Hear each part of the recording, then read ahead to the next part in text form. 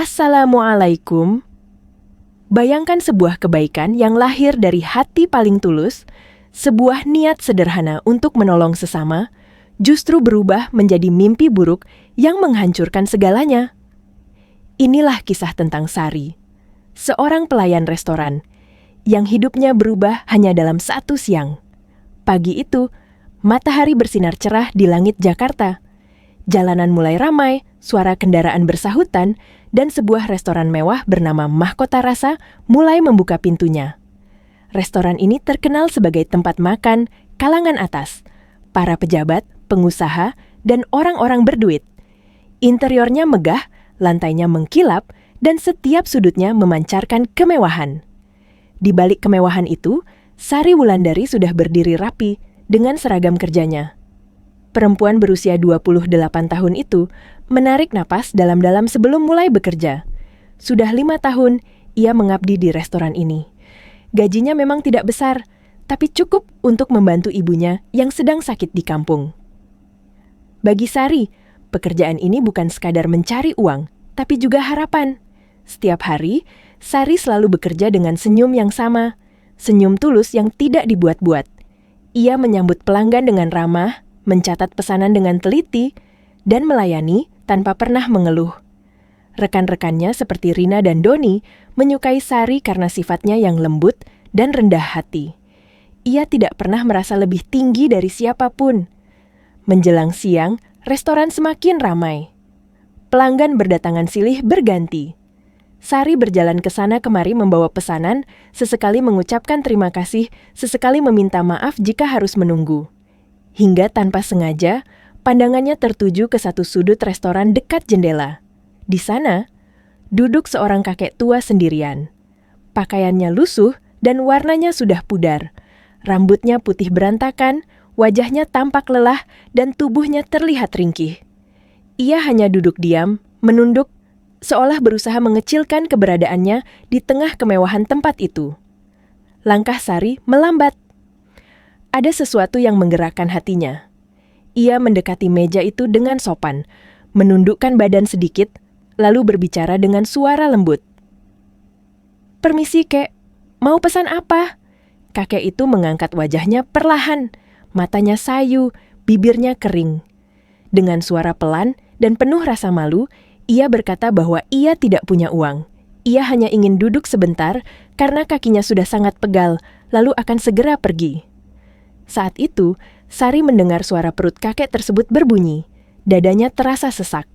Ia menatap wajah tua yang penuh keriput itu lebih dalam. Terlihat jelas bahwa kakek itu belum makan. Dengan suara hampir berbisik, Sari bertanya apakah kakek sudah makan siang. Jawaban pelan belum membuat hati Sari semakin terenyuh. Ia teringat pesan mendiang ayahnya dulu, bahwa menolong orang tua adalah perbuatan yang sangat dicintai Allah. Sari tersenyum kecil.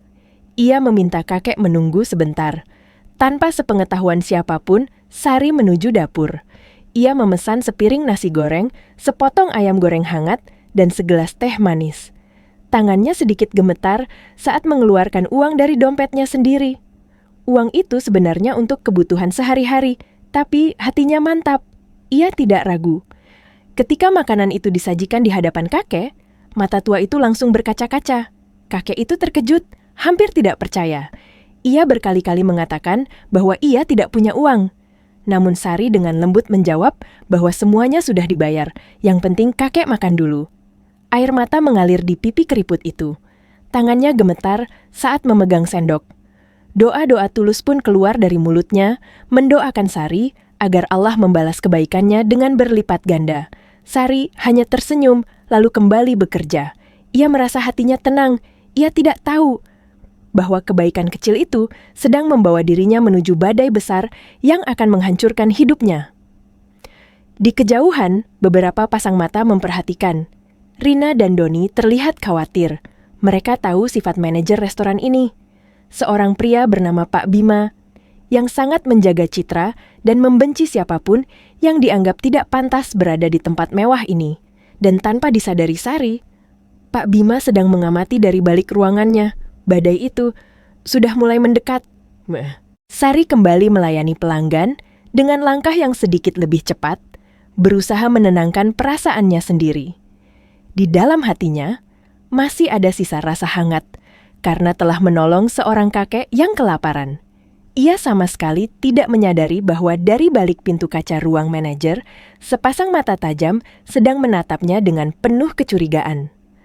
Pak Bima Santoso berdiri tegak, kedua tangannya terlipat di dada. Wajahnya mengeras. Baginya, restoran ini bukan sekadar tempat makan, melainkan simbol status dan gengsi. Setiap detail harus mencerminkan kemewahan. Dan keberadaan seorang kakek berpakaian lusuh di sudut restoran terasa seperti noda yang mencemari citra yang ia bangun dengan keras. Langkah Pak Bima mulai bergerak keluar dari ruangannya. Suara sepatunya terdengar tegas di lantai marmer. Beberapa pelayan yang melihatnya langsung menunduk, merasakan aura tegang yang selalu muncul setiap kali manajer itu berkeliling. Sari sempat melirik ke arah Pak Bima. Jantungnya berdegup lebih kencang. Ia berusaha tetap fokus mencatat pesanan pelanggan, berharap Pak Bima tidak memperhatikan meja di sudut itu. Namun harapan seringkali tak sejalan dengan kenyataan. Pak Bima berhenti tepat di samping meja kakek tua tersebut. Tatapannya menyapu dari ujung rambut hingga ujung kaki kakek itu dengan ekspresi tidak suka. Kakek yang sedang menghabiskan suapan terakhirnya mengangkat wajah dan mencoba tersenyum sopan. "Selamat siang, Pak," ucap kakek itu pelan. Tidak ada jawaban. Pak Bima justru menatap piring kosong di hadapan kakek itu, lalu mengalihkan pandangan ke seluruh ruangan. Matanya menyipit, mencari siapa pelayan yang bertanggung jawab. Dan saat itulah tatapan mereka bertemu. Pak Bima melihat Sari. Tanpa berkata apa-apa, Pak Bima berjalan cepat ke arahnya. Langkahnya keras dan penuh tekanan. Setiap pelanggan yang dilewatinya bisa merasakan ketegangan yang tiba-tiba memenuhi udara. "Dek," suara itu membuat tubuh Sari menegang. Ia menarik napas, lalu berbalik dengan senyum profesional yang dipaksakan. Dengan suara sopan namun sedikit bergetar, ia menyapa Pak Bima dan bertanya apakah ada yang bisa dibantu. Namun Pak Bima tidak menjawab. Ia hanya menatap tajam, lalu menunjuk ke arah meja kakek tua itu. "Ikut saya," ucapnya dingin. Tanpa menunggu jawaban, Pak Bima melangkah menuju sudut restoran. Sari mengikutinya dengan perasaan campur aduk. Rina dan Doni yang melihat dari kejauhan hanya bisa saling pandang, wajah mereka pucat penuh kekhawatiran. Sesampainya di meja itu, Pak Bima berdiri dengan sikap mengintimidasi. Tubuhnya yang besar membuat kakek tua itu tampak semakin kecil. Dengan suara keras, Pak Bima bertanya siapa yang menyuruh Sari melayani orang tersebut. Dengan jujur, Sari menjawab bahwa itu adalah inisiatifnya sendiri. Ia mengatakan bahwa kakek itu terlihat lapar dan ia tidak tega. Ia juga menegaskan bahwa makanan itu dibayar dengan uangnya sendiri, bukan uang restoran. Namun, penjelasan itu justru membuat Pak Bima tersenyum sinis. Baginya, ini bukan soal uang, ini soal citra. Suara Pak Bima mulai meninggi. Ia mengatakan bahwa keberadaan orang seperti kakek itu merusak standar restoran. Beberapa pelanggan mulai menoleh. Obrolan terhenti. Suasana yang tadinya ramai berubah sunyi. Kakek tua itu mencoba membela Sari dengan suara lemah, mengatakan bahwa gadis itu hanya berbuat baik. Namun Pak Bima langsung membentaknya agar diam. Kata-kata kasar keluar tanpa saringan. Kakek itu disebut tidak pantas berada di tempat seperti ini. Hati Sari terasa seperti diremas. Ia mencoba berbicara, mengingatkan tentang nilai kemanusiaan dan ajaran untuk menghormati orang tua. Namun, setiap kata Sari dipotong dengan ejekan. Pak Bima bahkan menyebut kakek itu sebagai pengemis. Air mata mulai menggenang di mata Sari. Semua orang di restoran terdiam. Tidak ada yang berani menyela, tidak ada yang berani membela. Rina dan Doni hanya bisa menunduk, menahan rasa bersalah karena ketakutan mereka sendiri. Dengan suara menggema, Pak Bima mengingatkan Sari bahwa ia sudah bekerja 5 tahun di restoran ini dan seharusnya paham aturan. Menurutnya, dunia bisnis tidak mengenal rasa kasihan. Yang penting hanya kepuasan pelanggan kelas atas. Sari berdiri gemetar, air matanya jatuh satu persatu. Ia berkata bahwa ia hanya ingin membantu orang yang membutuhkan. Namun kalimat itu justru membuat Pak Bima tertawa mengejek, dan saat semua orang menahan napas, Pak Bima mengambil keputusan yang akan mengubah hidup Sari selamanya. Dengan suara dingin dan tegas, ia menyebut nama lengkap Sari dan mengatakan bahwa mulai detik itu, Sari dipecat dari restoran Mahkota Rasa. Kata-kata itu menghantam seperti petir. Sari terpaku. Dunia terasa runtuh di bawah kakinya. 5 tahun kerja keras, 5 tahun kesetiaan, hancur dalam hitungan detik hanya karena satu perbuatan baik. Air mata Sari mengalir deras. Dengan suara putus asa, ia memohon. Ia bercerita tentang ibunya yang sakit dan kebutuhannya akan pekerjaan ini. Namun, wajah Pak Bima tetap dingin, tanpa belas kasihan. Ia memberi waktu 10 menit kepada Sari untuk mengambil barang-barangnya dan pergi. Kakek tua itu mencoba berdiri, meminta agar kesalahan ditimpakan padanya. Namun, Sari menahannya sambil menangis, mengatakan bahwa ia ikhlas dan percaya Allah akan memberikan jalan. Pak Bima mendengus, lalu menyuruh Sari segera keluar. Dengan tubuh gemetar dan hati hancur, Sari melangkah menuju ruang karyawan. Setiap langkah terasa berat, seolah membawa beban yang tak tertahankan. Tatapan simpati dari beberapa pelanggan mengiringi kepergiannya, tapi tak satupun kata pembelaan yang terdengar. Di balik pintu ruang karyawan, tangisan Sari pecah tanpa bisa ditahan lagi. Namun, di saat yang sama, kakek tua yang tadi dihinakan itu menatap Pak Bima dengan tatapan yang dalam, tatapan seseorang yang menyimpan rahasia besar, rahasia yang perlahan akan membalikkan segalanya. Di dalam ruang karyawan yang sempit, Sari terduduk lemas. Tangisnya pecah tanpa bisa ditahan lagi. Bahunya bergetar hebat, napasnya tersengal-sengal. 5 tahun bekerja dengan jujur dan sepenuh hati, lenyap begitu saja. Rina dan Doni masuk menyusul, memeluk Sari erat-erat. Mereka ikut menangis, menyesal karena tidak berani membela. Sari menggeleng pelan, berusaha menenangkan mereka. Ia berkata bahwa ia mengerti. Mereka juga punya keluarga yang harus dinafkahi. Dengan suara serak, Sari meminta satu hal saja, agar kakek itu dijaga sampai selesai makan dan tidak diusir sebelum waktunya. Rina dan Doni mengangguk, menahan air mata. Sari mengambil tasnya dari loker. Ia menatap foto kecil keluarganya yang ditempel di pintu loker, lalu menutupnya perlahan. Dengan langkah gontai, ia keluar dari ruang karyawan. Di area restoran, Pak Bima masih berdiri dengan dada membusung seolah bangga dengan keputusannya. Ia menyuruh Sari pergi dan tidak pernah kembali lagi. Sari berhenti sejenak. Dengan suara tenang, namun penuh luka, ia berkata bahwa ia tidak menyesal telah menolong kakek itu. Ia percaya Allah melihat niatnya. Ancaman pun keluar. Pak Bima mengatakan akan memasukkan nama Sari ke daftar hitam agar ia tak bisa bekerja di restoran manapun di Jakarta. Sari terdiam sesaat, lalu menyerahkan semuanya kepada Allah. Ia berjalan keluar melewati pintu restoran. Begitu sampai di luar, kakinya melemas. Sari bersandar di dinding, air matanya kembali mengalir deras. Ia hampir menelpon ibunya, namun urung. Ia tidak ingin membuat ibunya yang sakit ikut khawatir. Dengan hati hancur, Sari melangkah menjauh dari tempat yang selama ini ia sebut rumah keduanya. Di dalam restoran, Pak Bima kembali menghardik para karyawan, menegaskan bahwa siapapun yang melanggar aturan akan bernasib sama. Suasana menjadi mencekam. Tak lama kemudian, kakek tua itu berdiri perlahan. Ia menatap Pak Bima dengan pandangan yang sulit diartikan, sedih, kecewa, namun juga tenang. Ia berkata pelan bahwa Pak Bima baru saja memecat orang baik karena kebaikan. Ia mengingatkan tentang balasan Tuhan. Pak Bima tertawa sinis dan menyuruhnya pergi. Kakek itu tidak membalas. Ia hanya mengangguk lalu melangkah keluar dari restoran. Di luar, kakek itu duduk di bangku taman kecil. Tangannya yang gemetar mengeluarkan ponsel tua. Ia menelepon cucunya dengan suara lelah, meminta dijemput. Tak lama kemudian, sebuah mobil mewah berhenti. Seorang perempuan muda turun dengan wajah panik, memeluk kakeknya erat-erat.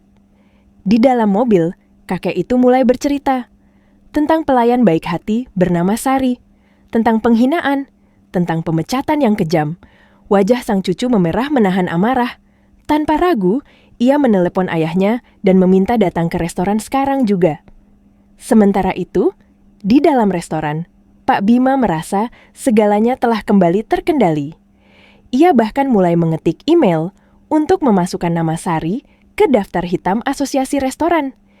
Ia tidak tahu bahwa dalam hitungan menit, hidupnya sendiri akan berubah drastis karena kakek tua yang ia hina itu bukan orang biasa dan keadilan sedang dalam perjalanan. Restoran Mahkota Rasa kembali terlihat sibuk, namun suasananya terasa dingin dan kaku. Para pelayan bekerja dengan wajah tegang. Tidak ada tawa kecil seperti biasanya. Nama Sari masih menggantung di udara, seperti luka yang belum sempat ditutup. Beberapa pelanggan saling berbisik, jelas tidak nyaman dengan kejadian yang baru saja mereka saksikan. Di sudut ruangan, Pak Bima melangkah masuk ke ruangannya dengan wajah puas. Baginya, ketegasan adalah segalanya. Ia duduk di kursi kerjanya, membuka laptop, dan mulai mengetik. Tangannya bergerak cepat, memasukkan nama Sari ke dalam daftar hitam.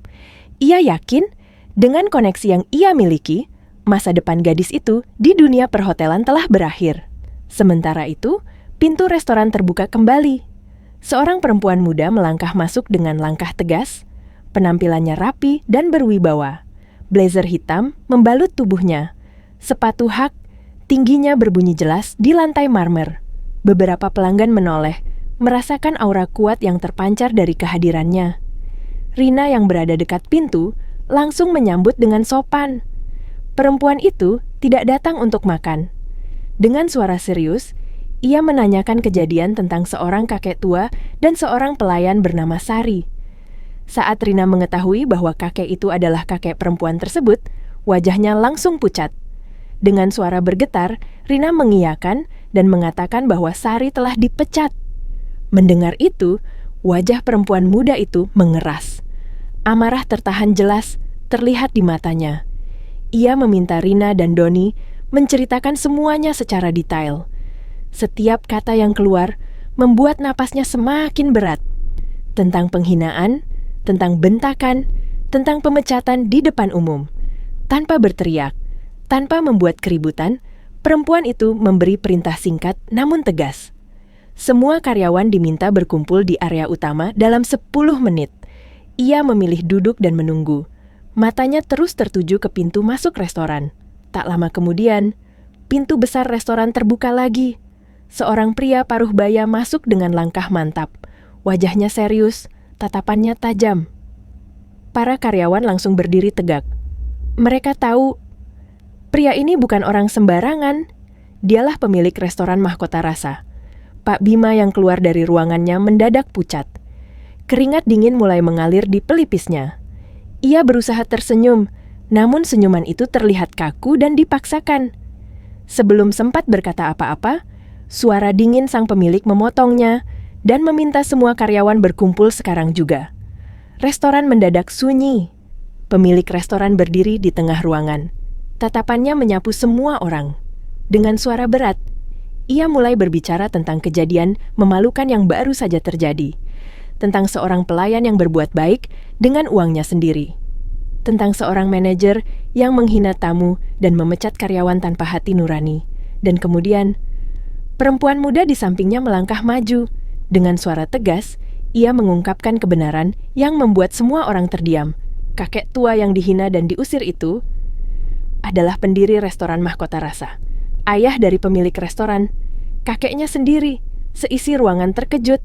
Beberapa pelanggan menutup mulut mereka, para karyawan saling pandang dengan mata membelalak, dan Pak Bima, tubuhnya gemetar hebat, wajahnya memucat, kakinya hampir tak sanggup menopang tubuhnya sendiri.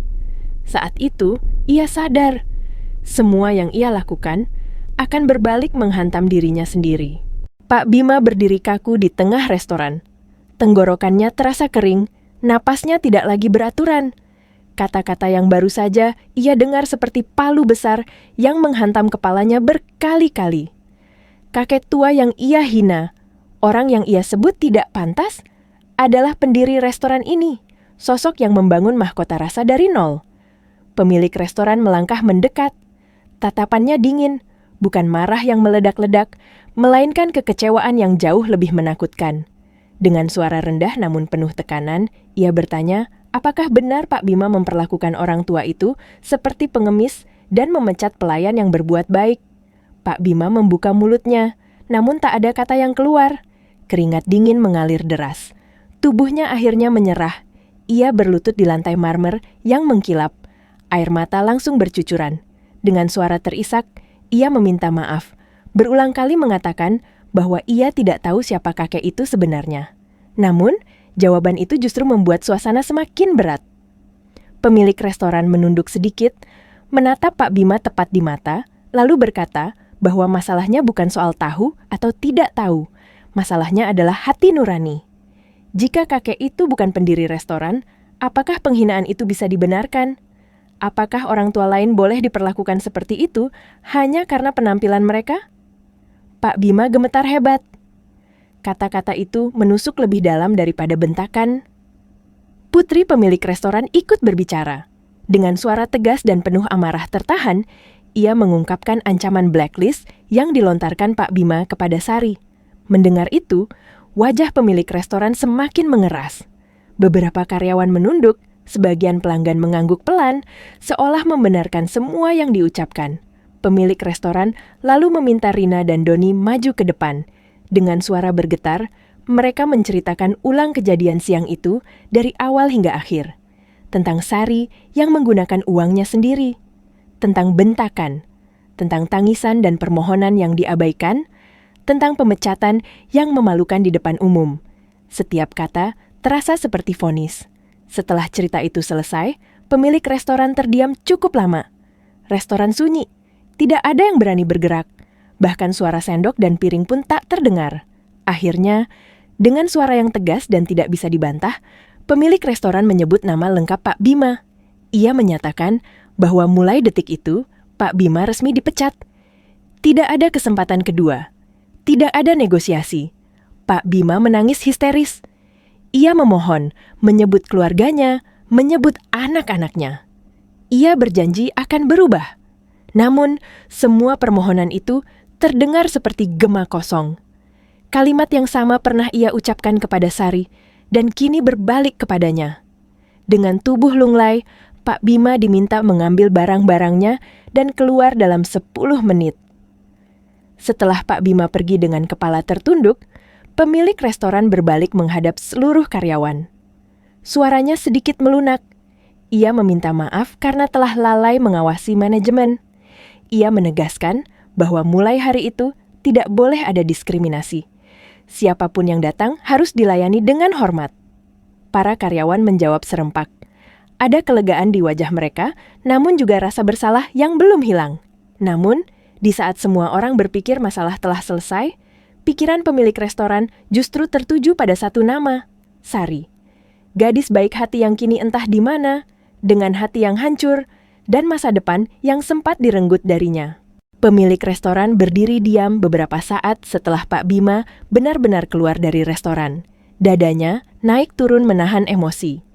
Di dalam kepalanya, terbayang wajah Sari yang menangis dan berjalan pergi dengan langkah tertatih. Ia menarik napas panjang, lalu menoleh ke putrinya. Mereka sepakat. Satu hal belum selesai. Sari harus ditemukan. Tanpa menunda waktu, pemilik restoran meminta alamat dan nomor telepon Sari dari Rina. Saat nomor itu dihubungi, tidak ada jawaban. Putrinya menatap layar ponsel dengan wajah khawatir. Mereka memutuskan untuk langsung mendatangi rumah Sari. Sementara itu, di sebuah gang sempit kawasan Jakarta Barat, Sari berjalan pulang dengan langkah lelah. Jalan kecil itu terasa lebih panjang dari biasanya.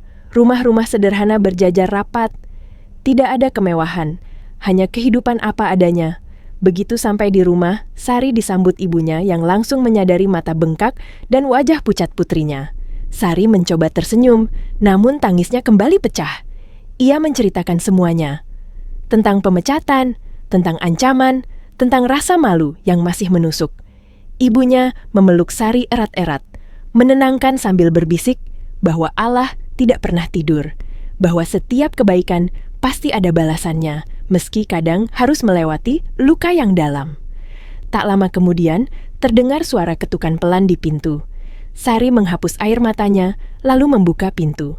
Di hadapannya berdiri pemilik restoran dan putrinya. Tubuh Sari menegang, pikirannya langsung kacau. Ia takut. Apakah mereka datang untuk memperburuk keadaan? Dengan suara lembut, pemilik restoran memperkenalkan dirinya. Ia meminta izin untuk berbicara. Sari mempersilakan mereka masuk dengan hati yang masih dipenuhi rasa cemas. Di ruang tamu kecil itu, kebenaran akhirnya terungkap. Pemilik restoran menjelaskan bahwa kakek yang Sari tolong adalah ayahnya, dan bahwa manajer yang memecat Sari sudah dipecat hari itu juga. Mendengar itu, Sari terdiam, matanya membelalak, pikirannya seperti berhenti bekerja. Putrinya mengucapkan terima kasih dengan tulus atas kebaikan Sari. Ia mengatakan bahwa di zaman seperti ini, kebaikan tanpa pamrih adalah sesuatu yang sangat langka. Sari hanya menunduk, berkata bahwa ia hanya mengikuti kata hatinya. Pemilik restoran lalu meminta maaf. Bukan sekadar kata, melainkan permintaan maaf yang keluar dari hati terdalam. Ia mengakui kesalahannya sebagai pemimpin yang lalai. Ia mengatakan bahwa Sari tidak pantas diperlakukan seperti itu. Dan kemudian, ia mengucapkan sebuah tawaran yang membuat napas Sari terhenti. Ia meminta Sari kembali bekerja di Mahkota Rasa. Bukan sebagai pelayan biasa, melainkan sebagai supervisor pelayanan.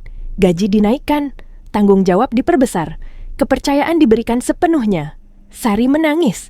Tangis haru, bukan lagi tangis kesedihan. Ia menutup wajahnya dengan kedua tangan, bersyukur dalam diam. Ibunya ikut menangis, memeluk putrinya erat-erat. Dalam satu hari, hidup Sari berubah dari titik terendah ke titik tertinggi. Pemilik restoran juga menyerahkan sebuah amplop, bonus sebagai bentuk penghargaan. Sari sempat menolak, namun akhirnya menerimanya dengan tangan gemetar. Ia tahu, uang itu bisa membantu pengobatan ibunya. Malam itu, Sari berdoa lebih lama dari biasanya. Ia mengingat kejadian siang tadi, lalu menyadari satu hal, cobaan itu bukan akhir, melainkan jalan menuju berkah yang lebih besar. Keesokan paginya, Sari bangun dengan perasaan yang sama sekali berbeda. Tidak ada lagi dada sesak atau air mata yang menunggu jatuh. Yang ada hanyalah rasa syukur yang memenuhi hatinya. Setelah salat subuh, ia duduk lama, memanjatkan doa dengan penuh khusyuk, mengucapkan terima kasih atas jalan yang Allah bukakan setelah ujian berat kemarin. Ia membantu ibunya menyiapkan sarapan sederhana.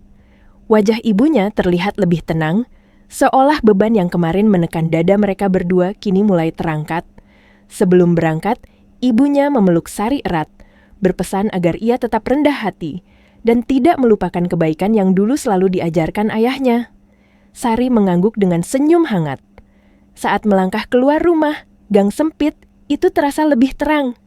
Langkah Sari mantap. Meski masih menggunakan angkutan umum seperti biasa, hatinya dipenuhi semangat baru. Ia bukan lagi pelayan yang takut dimarahi manajer, melainkan seseorang yang dipercaya untuk memimpin dengan hati. Setibanya di restoran Mahkota Rasa, Sari terkejut. Rina dan Doni sudah menunggunya di depan pintu. Wajah mereka berseri-seri. Tanpa ragu, mereka memeluk Sari dengan penuh kebahagiaan. Kabar tentang posisi barunya sudah menyebar. Untuk pertama kalinya, Sari merasa benar-benar dihargai. Di dalam restoran, seluruh karyawan sudah berkumpul. Suasananya berbeda dari kemarin. Tidak ada ketegangan, hanya rasa penasaran dan harapan. Tak lama kemudian, pemilik restoran masuk bersama putrinya dan kakek tua itu. Kali ini, penampilannya rapi dan bersih, namun senyumnya tetap sama. Hangat dan penuh keteduhan, pemilik restoran mulai berbicara. Ia menjelaskan secara terbuka tentang pemecatan manajer lama dan mengakui kesalahannya di hadapan semua karyawan. Lalu, dengan suara tegas, ia mengumumkan pengangkatan Sari sebagai supervisor pelayanan. Tepuk tangan langsung memenuhi ruangan. Rina dan Doni bertepuk paling keras, mata mereka berkaca-kaca karena bangga. Sari melangkah ke depan dengan wajah memerah. Suaranya bergetar saat mengucapkan terima kasih. Ia berjanji akan menjalankan tugasnya dengan sebaik-baiknya dan berusaha menanamkan nilai-nilai kebaikan dalam setiap pelayanan. Kemudian kakek tua itu berbicara. Dengan suara lembut namun penuh wibawa, ia menceritakan bahwa dirinya sengaja datang untuk melihat apakah nilai-nilai kemanusiaan yang dulu ia tanamkan masih hidup. Dan di antara banyak orang, ia menemukan satu hati yang tulus. "Sari," kata-katanya membuat suasana hening. Beberapa karyawan menunduk, merenung. Kakek itu mengingatkan agar tidak pernah menilai orang dari penampilan dan tidak sombong dalam keadaan apapun. Pemilik restoran menutup pertemuan dengan pengumuman program baru. Setiap hari, restoran akan menyediakan makanan gratis untuk orang-orang yang membutuhkan. Para karyawan menyambutnya dengan antusias. Beberapa langsung mengajukan diri untuk membantu. Saat restoran mulai beroperasi, Sari menjalankan tugas barunya dengan penuh kesabaran. Ia memberi arahan dengan lembut, membantu yang kesulitan, dan memastikan setiap tamu dilayani dengan hormat. Suasana kerja berubah menjadi lebih hangat dan manusiawi. Di sela kesibukan, Sari duduk sebentar dan menatap sekeliling. Ia teringat kejadian kemarin yang begitu menyakitkan. Kini, tempat yang sama menjadi saksi kebangkitan hidupnya. Ia tersenyum kecil, menyadari bahwa kebaikan tidak pernah benar-benar hilang. Hari itu berjalan dengan sangat berbeda bagi Sari. Meski baru pertama kali memegang tanggung jawab sebagai supervisor, ia menjalani semuanya dengan tenang. Tidak ada nada tinggi, tidak ada perintah kasar. Ia memilih mendekat, mendengarkan, dan membantu. Para pelayan merasa nyaman. Mereka tidak lagi bekerja karena takut, melainkan karena saling menghargai. Beberapa pelanggan yang datang hari itu masih mengingat kejadian kemarin. Mereka bertanya pelan kepada pelayan lain tentang gadis yang dipecat. Saat mengetahui bahwa Sari kembali dan bahkan dipromosikan, raut wajah mereka berubah lega. Ada yang tersenyum, ada yang mengangguk penuh hormat. Seorang ibu paruhbaya bahkan memanggil Sari dan mengatakan bahwa hatinya tersentuh melihat keadilan akhirnya ditegakkan. Sari menunduk sopan. Ia tidak merasa lebih tinggi dari siapapun. Dalam hatinya, ia tahu semua ini bukan semata karena dirinya, melainkan karena Allah membuka jalan melalui kebaikan kecil yang ia lakukan tanpa pamrih. Menjelang sore, saat jam sibuk mulai reda, Sari menyempatkan diri menelepon ibunya. Dengan suara ceria, ia menceritakan hari pertamanya sebagai supervisor. Ia juga bercerita tentang program makanan gratis yang sudah mulai dijalankan. Ibunya menangis haru di seberang telepon, bangga dengan putrinya. Malam itu, Sari pulang dengan langkah ringan. Ia menyiapkan makan malam sederhana bersama ibunya. Tidak ada kemewahan, namun suasananya hangat. Sebelum tidur, Sari membuka Al-Quran, membaca beberapa ayat, dan merenung. Dalam waktu kurang dari 24 jam, hidupnya berputar begitu cepat. Ia teringat saat dirinya duduk menangis di ruang karyawan, merasa dunianya runtuh. Saat itu, ia mengira segalanya telah berakhir. Namun kini, ia mengerti bahwa cobaan kemarin adalah jalan menuju berkah yang jauh lebih besar. Di tempat lain, pemilik restoran duduk bersama putrinya dan sang kakek. Mereka membicarakan kejadian 2 hari terakhir dengan penuh rasa syukur. Sang kakek berkata bahwa Sari mengingatkannya pada masa awal membangun restoran ketika kejujuran dan kemanusiaan adalah fondasi utama. Pemilik restoran mengangguk setuju. Ia yakin dengan orang-orang seperti Sari, usahanya tidak hanya berkembang secara bisnis, tetapi juga membawa kebaikan bagi banyak orang. Putrinya tersenyum, membayangkan masa depan restoran yang lebih hangat dan manusiawi. Malam semakin larut. Di rumah kecilnya, Sari memejamkan mata dengan hati yang tenang. Tidak ada lagi ketakutan tentang masa depan. Yang ada hanyalah keyakinan bahwa selama ia menjaga niat dan kebaikan, jalan akan selalu terbuka. Karena ia telah belajar satu hal yang sangat berharga, bahwa kebaikan yang dilakukan dengan tulus akan selalu menemukan jalannya kembali. Hari-hari berikutnya berlalu dengan penuh perubahan. Restoran Mahkota Rasa terasa hidup kembali, bukan hanya karena ramainya pelanggan, tetapi karena suasana di dalamnya yang semakin hangat. Para karyawan bekerja dengan senyum yang lebih tulus. Tidak ada lagi rasa takut yang menekan dada mereka setiap kali melangkah masuk ke restoran. Sari menjalankan perannya dengan penuh tanggung jawab. Ia datang lebih awal, pulang paling akhir, memastikan setiap detail berjalan dengan baik. Namun berbeda dari manajer sebelumnya, Sari tidak memimpin dengan ancaman, ia memilih memberi contoh. Ketika ada pelayan yang kelelahan, ia ikut membantu. Ketika ada kesalahan, ia menegur dengan lembut dan memberi solusi. Program makanan gratis mulai berjalan dengan teratur. Setiap hari, beberapa orang yang membutuhkan datang dengan wajah ragu-ragu. Namun, saat mereka disambut dengan senyum dan sepiring makanan hangat, mata mereka berkaca-kaca. Sari selalu mengingatkan timnya bahwa mereka tidak hanya menyajikan makanan, tetapi juga harapan. Beberapa pelanggan tetap mulai memuji perubahan pelayanan. Mereka merasa lebih dihargai. Kabar tentang restoran yang tidak diskriminatif pun perlahan menyebar. Banyak orang datang bukan hanya untuk menikmati makanan, tetapi juga untuk merasakan suasana yang berbeda, suasana yang manusiawi. Suatu sore, sang kakek datang kembali ke restoran. Kali ini, bukan untuk menguji, melainkan untuk melihat. Ia duduk di salah satu meja, memperhatikan Sari yang sedang memberi arahan kepada timnya. Senyum bangga terukir di wajahnya. Ia tahu pilihannya tidak salah. Sari sempat menghampiri kakek itu, menanyakan kabarnya dengan penuh hormat. Kakek itu mengangguk pelan, mendoakan Sari agar tetap istiqomah. Kata-kata sederhana itu menenangkan hati Sari lebih dari apapun. Di rumah, ibunya semakin membaik. Pengobatan berjalan lancar. Setiap kali Sari pulang, ibunya selalu mendoakan kebaikan untuk semua orang yang telah membantu mereka. Rumah kecil itu kini dipenuhi rasa syukur yang tak putus-putus. Pada suatu malam, Sari duduk sendirian di teras rumah. Angin berembus pelan. Ia menatap langit dan merenung. Hidup memang tidak selalu adil. Kadang kebaikan dibalas dengan luka. Namun, jika hati tetap bersih dan niat tetap lurus, luka itu akan berubah menjadi pelajaran yang menguatkan. Ia tersenyum kecil. Bukan karena hidupnya sempurna, tetapi karena ia telah belajar menerima setiap kejadian dengan lapang dada, dan ia tahu kisahnya belum selesai karena setiap kebaikan akan terus menumbuhkan kebaikan lain.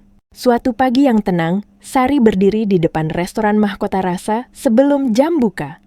Ia menarik napas dalam, merasakan udara pagi yang sejuk.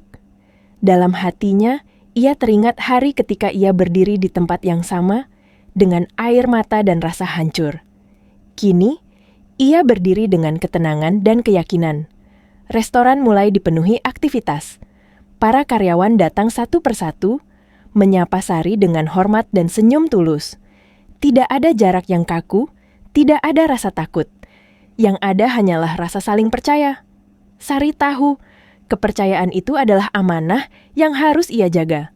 Saat jam makan siang tiba, beberapa orang yang membutuhkan datang untuk menerima makanan gratis. Mereka duduk dengan ragu, namun segera merasa nyaman karena dilayani dengan hormat. Sari memperhatikan dari kejauhan. Dadanya terasa hangat. Ia teringat kakek tua yang dulu ia tolong, yang tanpa disadari telah menjadi jalan perubahan besar dalam hidupnya. Di sudut restoran, pemilik restoran bersama putrinya memperhatikan semua itu dengan senyum puas. Mereka melihat bagaimana satu perbuatan kecil yang tulus mampu mengubah banyak hal, bukan hanya nasib seseorang, tetapi juga arah sebuah tempat usaha dan kehidupan banyak orang di dalamnya. Sore itu, setelah restoran sedikit lengang, Sari duduk sejenak. Ia memejamkan mata dan mengucapkan syukur dalam hati. Ia sadar, ujian yang ia alami bukan untuk menjatuhkannya, melainkan untuk mengangkatnya. Bukan untuk mematahkan hatinya, tetapi untuk menguatkannya. Di rumah, ibunya tersenyum melihat perubahan pada putrinya, bukan hanya dari segi pekerjaan, tetapi dari ketenangan jiwa. Mereka berbincang sederhana, tertawa kecil, menikmati kebersamaan yang dulu sempat terasa berat karena kekhawatiran. Malam itu, sebelum tidur, Sari kembali berdoa. Ia tidak meminta kemewahan, ia hanya meminta agar hatinya tetap lembut, agar ia tidak berubah menjadi sombong, dan agar ia selalu diberi kekuatan untuk terus berbuat baik, meski tak ada yang melihat. Karena kini, Sari mengerti. Kebaikan sejati tidak pernah sia-sia, mungkin tidak langsung dibalas, mungkin sempat menyakitkan, Namun pada akhirnya, kebaikan akan menemukan jalannya sendiri. Dan begitulah kisah ini berakhir, sebuah kisah tentang hati yang tulus, tentang ujian yang menguatkan, dan tentang balasan yang datang dari arah yang tak pernah disangka. Terima kasih telah mendengarkan kisah ini sampai akhir. Semoga cerita ini menjadi pengingat bahwa di dunia yang keras ini, kebaikan sekecil apapun tetap layak untuk diperjuangkan.